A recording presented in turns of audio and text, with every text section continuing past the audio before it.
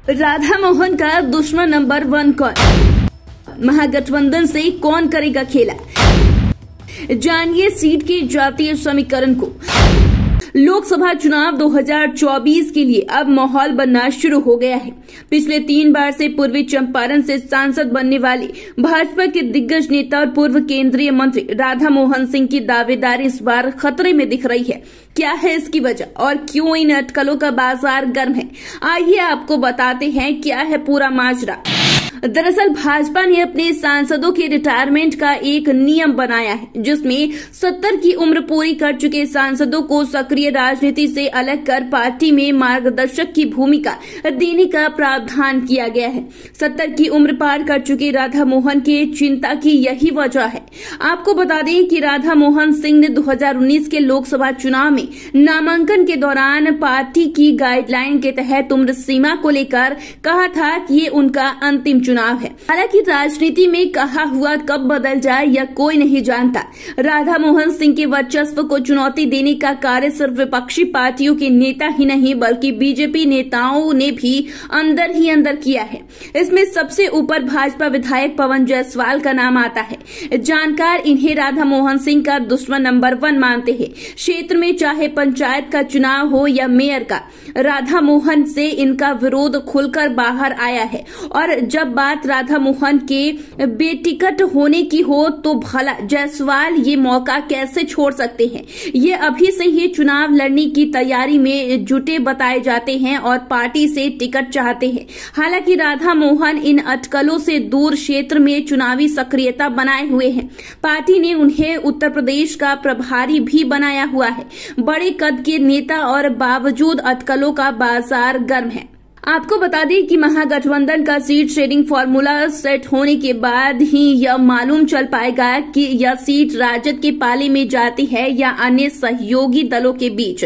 वाम दलों ने भी इस सीट को परंपरागत बताते हुए अपनी दावेदारी ठोक रखी है। इस सीट से चुनाव लड़ चुके सीपीआई उम्मीदवार प्रभाकर जायसवाल फिर से चुनाव लड़ने की तैयारी में है और क्षेत्र में सक्रिय है। वहीं अगर कांग्रेस की बात करें तो प्रदेश अध्यक्ष अखिलेश प्रसाद सिंह 2004 में राजद उम्मीदवार के तौर पर राधा मोहन सिंह को हरा सांसद रह चुके हैं। अंदर ही अंदर इस सीट पर महागठबंधन में अपनी दावेदारी जता रहे हैं। वे खुद या बेटे आकाश के लिए इस सीट का चुनाव लड़ना चाहते हैं। अखिलेश भूमिहार जाति से आते हैं और चुनावी गतिविधि में सक्रिय हैं। आपको बता दें कि बीते महीने ही मोतिहारी दौरे पर गए भाजपा नेता और सांसद सुशील मोदी ने पार्टी के कार्यक्रम में यह ऐलान कर दिया है कि राधा मोहन ही 2024 में यहां से भाजपा प्रत्याशी होंगे। इस ऐलान ने जहां राधा मोहन सिंह को संजीवनी दे दी है, वहीं जायसवाल समेत भाजपा के अन्य दावेदारों को जोरदार झटका भी दे दिया है। इस ऐलान से महागठबंधन के भीतर भी सियासी घमासान मचा हुआ है। हालांकि सियासत में निर्णय वक्त के हिसाब से तय होते हैं, न कि ऐलानों से। 2019 के चुनाव में एनडीए उम्मीदवार और राजपूत जाति से आने वाले राधा मोहन सिंह ने रालोसपा उम्मीदवार आकाश सिंह को लगभग 3 लाख वोटों से हराकर छठी बार सांसद बने और जीत की हैट्रिक भी लगा ली। आपको बता दें कि आकाश प्रदेश कांग्रेस अध्यक्ष अखिलेश सिंह के पुत्र हैं। महागठबंधन उम्मीदवार आकाश का जातीय समीकरण फेल हो गया। आकाश को आरजेडी के यादव मुस्लिम, आरएलएसपी के कोयरी और वीआईपी और हम जैसी पार्टियों के पिछड़े दलितों के वोट बैंक का आसरा था, लेकिन जातियों का मजबूत गठजोड़ छिटक गया। सीट का जातीय समीकरण क्या है, आइए जानते हैं। पूर्वी चंपारण में भूमिहारों के 2.5 लाख वोट है, वहीं राजपूत के भी 1,65,000 वोट है। यादव मुस्लिम और पिछड़े वर्ग के वोट कुल मिलाकर 4 लाख से ज्यादा हैं, जिस पर महागठबंधन हक जताती है। वहीं वैश्य समुदाय से भी 4 लाख वोटर्स हैं, जो बीजेपी के कोर वोटर माने जाते हैं। 6 विधानसभा सीट हरसिद्धि, गोविंदगंज, केसरिया, कल्याणपुर, पिपरा, मोतिहारी वाले इस सीट को पहले मोतिहारी लोकसभा सीट के नाम से भी जाना जाता था। इसमें से 3 बार भाजपा और 3 बार महागठबंधन का कब्जा है।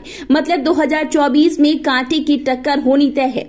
बिहार के 2 लोकसभा सीट जिनका भौगोलिक और सामाजिक ताना बाना एक सा है, बस हिस्से 2, एक पूर्वी चंपारण और दूसरा पश्चिमी चंपारण। दोनों ही सीटों पर अभी वर्तमान में भाजपा का कब्जा रहा है। इन दोनों सीटों का गठबंधन परिसीमन के बाद 2019 में हुआ। बता दें कि दोनों सीटों पर 3 बार लोकसभा चुनाव 2019, 2014 और 2019 में हुए हैं और यहां दोनों ही सीटों पर तीनों बार भाजपा ने अपना दम दिखाया है। मगर 2024 की बात अलग है। जेडीयू अब एनडीए में नहीं है और मोदी लहर भी पहले जैसी नहीं रही। ऐसे में एनडीए और महागठबंधन में घमासान मचना तय है। बहरहाल राधा मोहन होते हैं बेटिकट या फिर से पड़ते हैं विरोधियों पर भारी।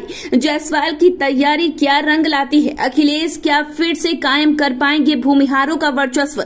महागठबंधन या एनडीए कौन मारता है बाजी? इन सारे सवालों के जवाब ज्यों-ज्यों 2024 नजदीक आता जाएगा सारी तस्वीर साफ होती जाएंगी। तो फिलहाल के लिए इतना ही। चैनल को सब्सक्राइब कर ले, फेसबुक पेज को लाइक कर ले। वीडियो देखने के लिए आपका शुक्रिया।